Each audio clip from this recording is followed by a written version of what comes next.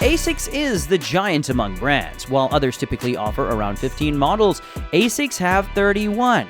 In this video, you'll learn how they're all interconnected and how well detailed and thought out each model is. To begin with, let me remind you that I use color coding for my running shoes classification video. It's worth checking out in advance. ASICS, unlike other brands, offers multiple balanced models.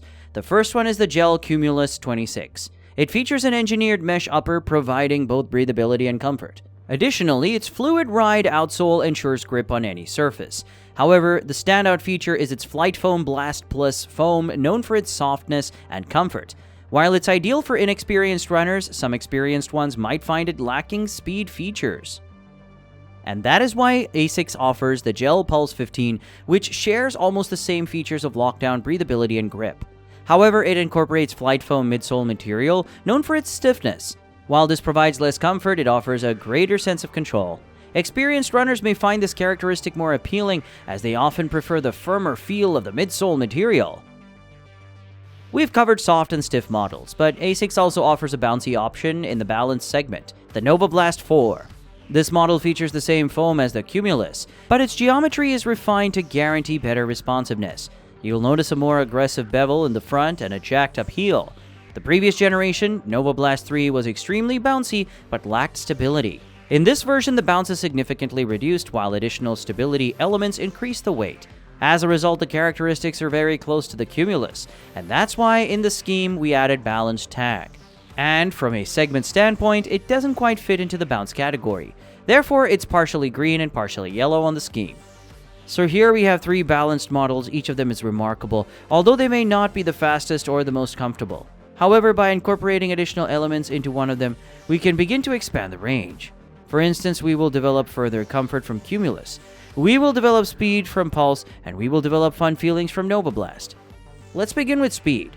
By reducing the midsole stack height, making the upper lighter and more breathable, and tweaking the geometry to be slightly more aggressive, we get the GEL-NOOSA Tri-15.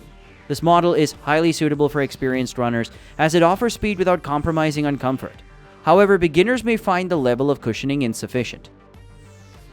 If we further develop speed by swapping out the midsole material for a more bouncy one, we'll end up with the EVORIDE Speed 2. This model utilizes FlightFoam Blast, known for its extra bouncy characteristics. It offers both lightness and responsiveness. However, the additional bounce comes at the cost of stability, making it advisable for beginners to stay away from this model. If on top of that we add a carbon plate and softer FlightFoam Blast Plus foam, we end up with the Magic Speed 3, with its increased stack height, aggressive bevel, and integrated plate. This model activates the swing effect, making it extremely beneficial for runners aiming to increase their speed. However, comfort takes a backseat in this model as instability is increased. The Magic Speed 3 is best suited for experienced runners with prepared legs. But if we forget about bouncy foam and simply try to achieve speed through lightness, we will end up with the Hyperspeed. With a remarkably low midsole stack height, this model offers minimal cushioning. The upper is also designed to be extremely light and breathable, ensuring optimal speed during races. You notice that we've categorized this model for the speed segment. However, that is a slight mislead. ASICS have even lighter models in this range, such as the TARTHER RP3 or the LYTERACER 5. Here's where we introduce you to the next complexity of ASICS. They have models that are exclusively sold in Japan. Japanese individuals are typically lighter, which is why they prefer less cushioned shoes. These models are great for them, but may be found uncomfortable by the US population. The only model worth mentioning is the S4, which features more bouncy foam and a wider base for added stability. However, believe me, on European or US legs, it will feel identical to the Magic Speed, so there's no need to include it. The next model is a variation of the Magic Speed, but with increased cushioning and stability, the SUPERBLAST. It features a higher stack height and wider base to ensure comfort and predictability during your run. These enhancements make this model more appealing for slightly less experienced or heavier runners. However, they do come at the cost of added weight and bulkiness. The next 2 models are the fastest in the range, the METASPEED Edge Paris and the METASPEED Sky Paris. They feature even more bouncy foam, FlightFoam Turbo Plus. Additionally, a carbon plate and aggressive geometry ensure the most efficient swing effect, while a weightless upper delivers unmatched breathability. However, the downside of these models is low stability, low durability, and low comfort. The difference between them lies in slightly different geometry. The edge is most beneficial to people who have a high cadence, while the sky is for people with a wider step. If you're unsure which type you are, pick Sky, they're more fun. The METASPEED Edge Plus and the METASPEED Sky Plus are simply worse versions of previously mentioned models. They feature heavier and less bouncy foam, yet you pay the same price for them. It's unclear why ASICS keeps them in the range. With that said, speed section is over. Now let's come back to Cumulus and cover comfort part. If we increase the stack height of the incredibly soft foam Flight Foam Blast Plus, we get the GEL-NIMBUS 26. The upper is also enhanced to provide better comfort. This model is particularly well suited for larger runners who are just starting their journey in running. However, these improvements come at the cost of added weight and bulkiness. You will hardly be able to race in it. Nimbus has a variation that focuses on stability, the Nimbus MIRAI. The previous version, the Nimbus Lite 3, focused on sustainable materials, while this one has been specially designed to be recycled at the end of its life. Unfortunately, in terms of running characteristics, it is only a disadvantage. The GT2012 is similar to the Cumulus, but with the addition of a 3D guidance system. This means the base is slightly wider, the sidewalls are a bit higher, and additional stiff elements are introduced in the midsole to ensure better stability with every step.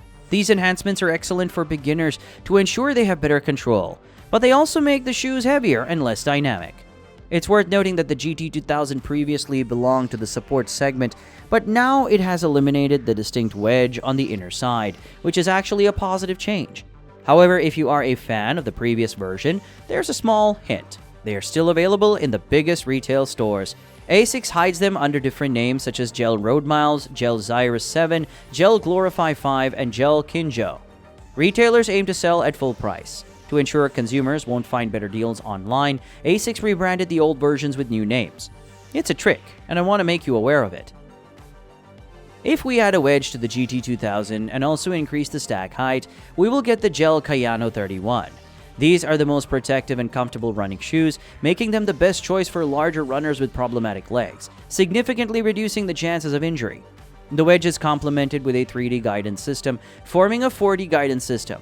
However, these improvements make the shoes heavy and bulky, so they're not suitable for racing. On the other hand, if we add a wedge called LYTERACER and reduce the stack height, we get the GT1012. In theory, this should make the shoes lighter so that runners with overpronation can run faster. In reality, such runners are better suited to models like the GEL-PULSE or GEL-CUMULUS. However, we should not forget that ASICS is a Japanese brand. Perhaps for lightweight Japanese runners with overpronation, they will be a match. The next model is the GEL-KINSEI Max, a development of the NOVABLAST. It features an insane stack of gel, which is probably the best shock absorption material available. Here's a proof.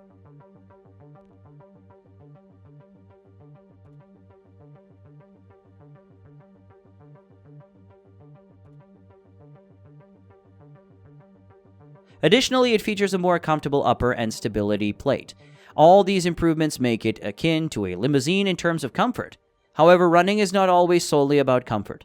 I believe they are made more for daily life wear. Finally, the GEL-KINSEI 10, GEL-CONTEND 8, JOLT 4, PATRIOT 13, and DYNABLAST 4 models represent the budget-friendly versions of their counterparts mentioned earlier. While they may utilize slightly less breathable and bouncy materials, they still maintain their status as solid running shoes. And this is the final lineup scheme for ASICS. Every time I create such a scheme, someone asks me about trail models. Trail running shoes will be covered in a separate video. Please be patient. Lastly, I want to thank all membership subscribers. The creation of this video was motivated by you.